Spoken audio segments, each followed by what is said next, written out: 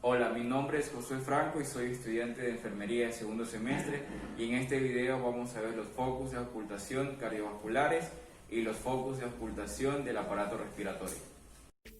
En los focus de auscultación cardíaca tenemos el aórtico, que es el segundo espacio intercostal derecho ubicado en el borde esternal derecho. El pulmonar es el segundo espacio intercostal izquierdo en el borde esternal izquierdo. El tricúspide es el cuarto espacio intercostal izquierdo ubicado en el borde esternal izquierdo.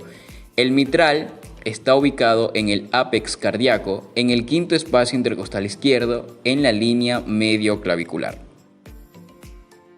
En esta imagen de aquí se puede observar detalladamente los focos de auscultación cardíaca junto con su respectiva ubicación. Ahora vamos a proceder a un ejemplo de esta auscultación. Pulmonar,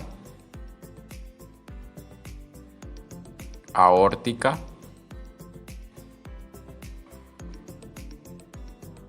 tricúspide y la mitral. En los focus de auscultación del aparato respiratorio procedemos de la siguiente manera. Primero vamos a la zona superior izquierda, luego vamos a la zona superior derecha, luego a la zona intermedia izquierda, después a la zona intermedia derecha, luego a la zona inferior izquierda, luego a la zona inferior derecha y luego procedemos a la axila izquierda y a la axila derecha. Ahora vamos a proceder con el ejemplo. Zona superior izquierda,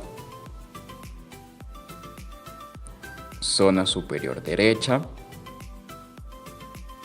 zona intermedia izquierda, zona intermedia derecha, zona inferior izquierda, zona inferior derecha.